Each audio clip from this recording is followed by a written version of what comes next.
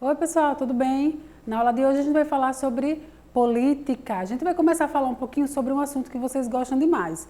Primeira Guerra Mundial, Segunda Guerra Mundial. Só que antes da gente começar esse assunto que vocês tanto gostam, a gente vai começar a falar um pouquinho sobre os regimes totalitários. E o que seriam esses regimes? São regimes que a Europa vai viver nesse contexto político de uma forma bem fechada, e a gente vai ver as características desses regimes totalitários. Quando a gente ouve falar essa palavra, a gente pensa logo em Hitler, pensa logo em Stalin, mas veja bem, a gente vai ver na aula de hoje que outros países também tiveram esse processo aí de regimes totalitários. E a gente nessa aula vai poder entender e compreender como isso se deu, como se desenrolou todos esses fatos que estão relacionados aí nos regimes totalitários. O Brasil também viveu um regime totalitário. E a gente vai ver as características de um regime como esse, certinho? Vamos lá, acompanha aí o slide, por favor. A gente vai ver algumas características. Observe aí. O quê? O que é isso? Os regimes totalitários baseiam-se nos seguintes princípios. Prestem bem atenção a esses princípios. Porque quando a gente fala de regime totalitário, às vezes as pessoas falam tantas coisas, mas são coisas que não são coerentes. E é nesse contexto que eu quero que vocês entendam e compreendam essas principais características de um regime totalitário. Não é porque aquele cara está no poder e está fazendo determinada coisa que ele está seguindo o regime totalitário, que aquela forma dele governar politicamente é totalitário. Não, muitas das vezes não é, mas às vezes confunde a cabeça das pessoas e as pessoas acabam achando que ali seria um regime totalitário. Então prestem atenção que a gente vai agora falar um pouquinho dessas características. Acompanhe aí. Totalitarismo. O Estado controla em absoluto a vida política, econômica, social e cultural. Primeira característica. Segunda, autoritarismo. Recusa a existência de parlamento, antiparlamentarismo, cabendo ao governo o controle das instituições. Terceira característica, nacionalismo, defesa dos valores nacionais, que sustentam as diferenças entre os povos e nações e que conduz às atitudes de desrespeito, agressividade, violência de uma nação para com outra. Próxima característica, ideologia oficial. Assentem numa forte propaganda dirigida e ao favor do Estado.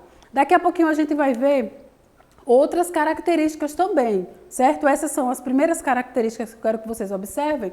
E nessa imagem eu quero que vocês observem também um outro ponto. Não é só na Itália ou na Alemanha que vai acontecer o nazismo e o fascismo. Os regimes totalitários, eles aconteceram na Itália, na Alemanha, em Portugal, na União Soviética e no Brasil também. Houve um período de regime totalitário. Então eu quero que vocês observem a Itália. Nós tivemos o fascismo com Mussolini. Esse nome aí, esse codinome que é falado por muitas sociedades aí, Duce. Nós temos aí, e vai de 1922 a 1943, olha o lema lá do totalitarismo lá na Itália, acreditar, obedecer, combater. Na Alemanha nós vamos ter o nazismo com Hitler, conhecido aí como Führer, 1933 a 1945, lema, um povo, um império, um chefe. Em Portugal nós vamos ter, no período do Estado Novo com Salazar, o Salvador, conhecido também como Salvador da Pátria, de 1928 a 1968, com o lema Deus, Pátria e Família.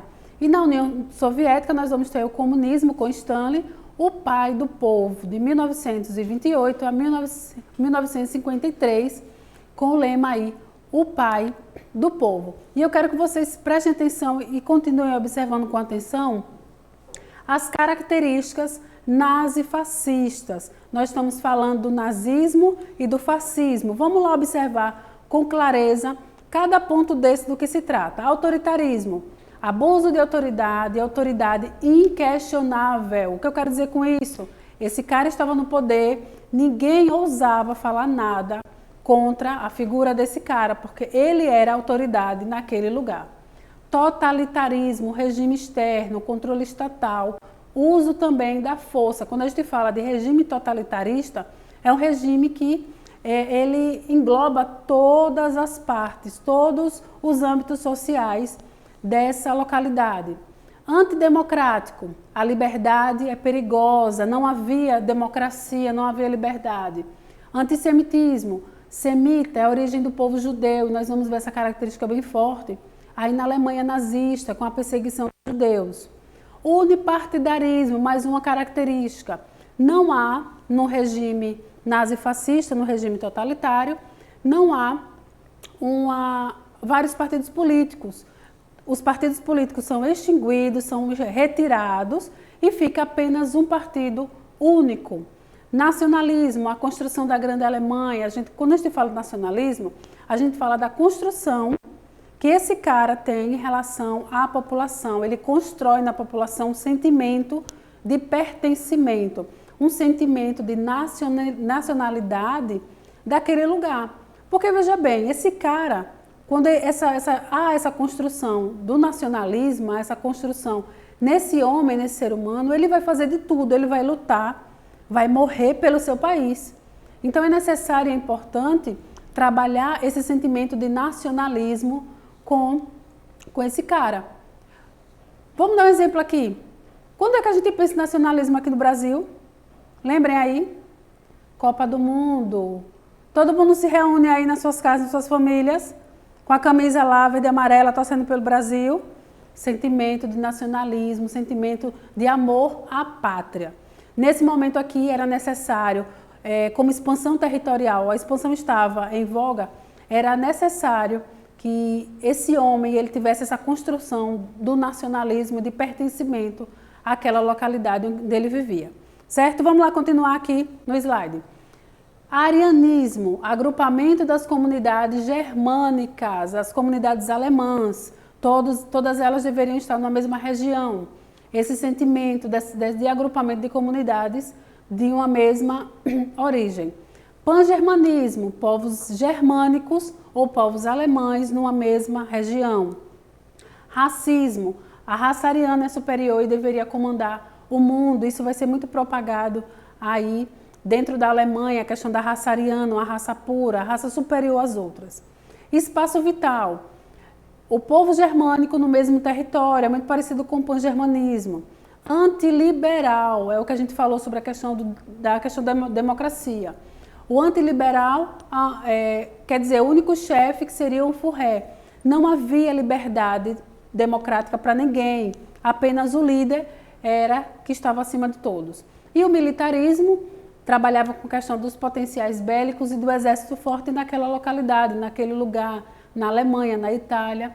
E, sobretudo, um ponto que eu não poderia deixar de falar aqui, eu quero que vocês entendam e prestem bastante atenção, que é a propaganda. Pessoal, é a propaganda que vai ser o motor dessa história toda aqui do totalitarismo. Porque é a propaganda que vai levar esse conhecimento para a comunidade, para aquelas pessoas que moram naquela região. É através da propaganda que eu vou poder mostrar quem é o líder, quem é que manda ali, e você, enquanto cidadão, você vai ter que obedecer a ele e fazer tudo o que ele quer, certo? É nesse sentido que a propaganda ela está infiltrada aí dentro desse contexto do regime totalitarista, certo? Continuando, olha, observem essa imagem, essa charge, diz assim, repitam comigo, observe quem está lá em cima, o líder, o Führer, Hitler. Observe o que ele diz, repitam comigo e a população embaixo. Vivemos numa democracia.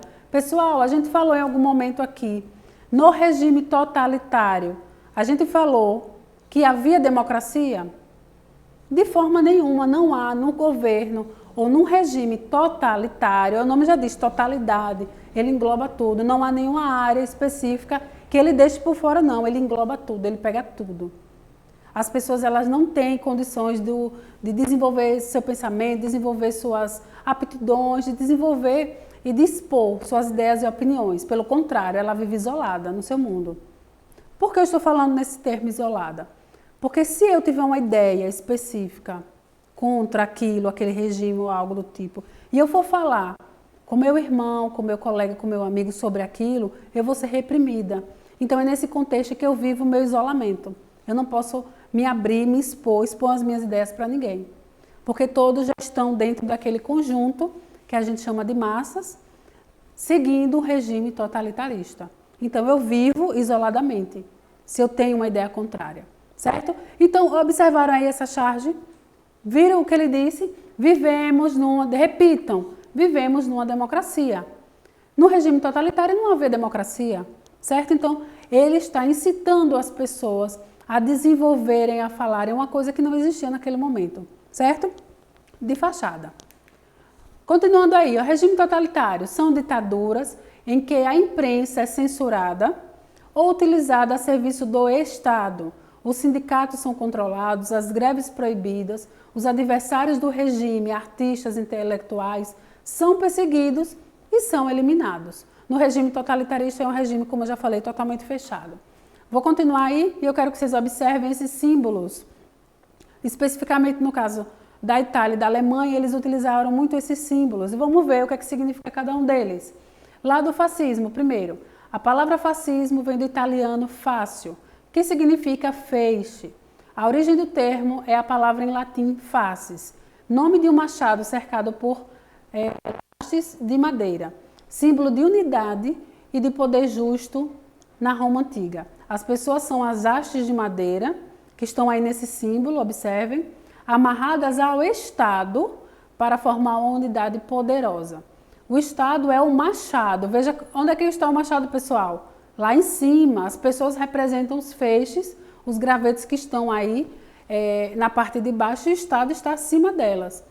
O Estado tem o poder de criar, de impor e, ouçam aí, de destruir. Assim é o regime totalitarista.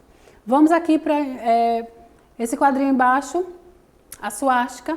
A palavra ariano vem do sânscrito Arya e quer dizer nobre, refere-se a um povo guerreiro, olhos azuis, cabelo loiro, a pele clara e robustez.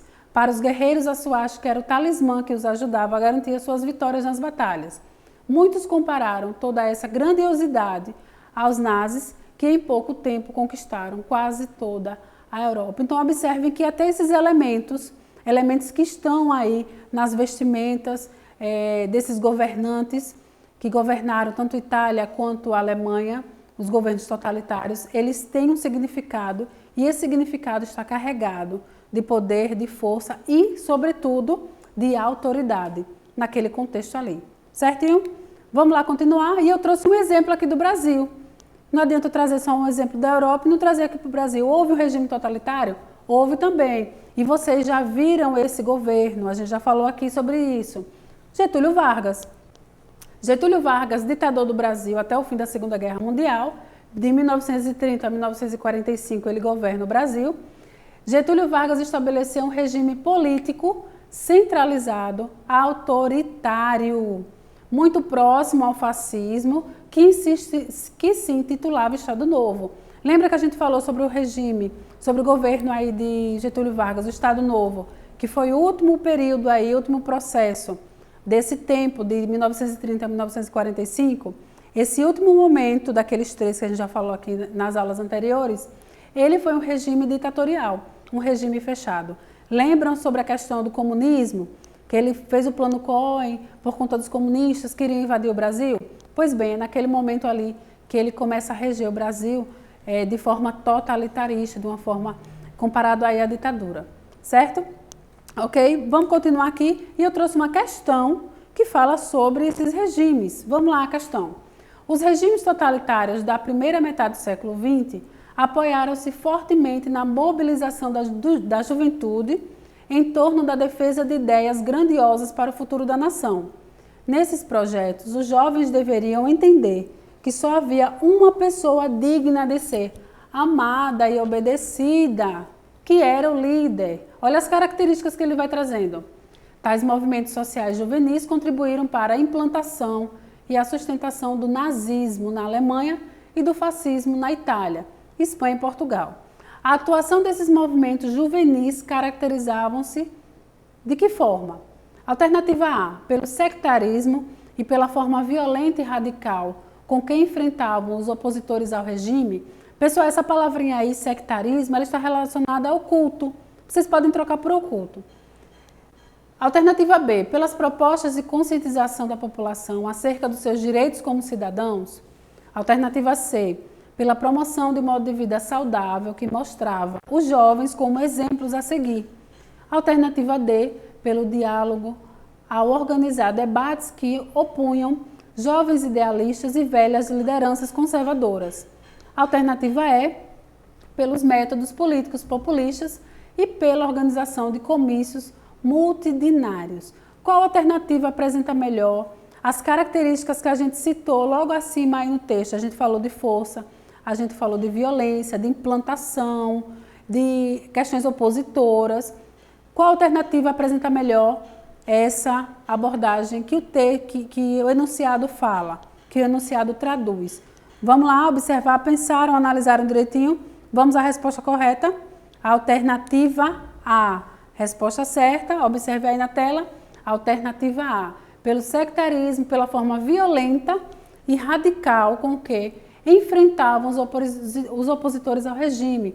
Alguém podia ser opositor a um regime de um governo totalitário? De forma nenhuma. Todos deveriam andar na linha, obedecendo e seguindo as ordens do líder, ok? E aí a gente finaliza com a aula de hoje e eu deixo para vocês aí uma atividade da página 99. Anotem aí, da atividade do livro da página, na página 99. Joia? Por hoje a gente fica por aqui, a gente falou um pouquinho hoje sobre os regimes totalitários. Nas próximas aulas a gente vai começar a falar um pouquinho sobre guerra, sobre disputas territoriais, que é um tema que vocês gostam bastante, né? Então, ficamos por aqui com a aula de hoje, até a próxima aula. Façam atividade na página 99. Tchau, tchau, até a próxima aula.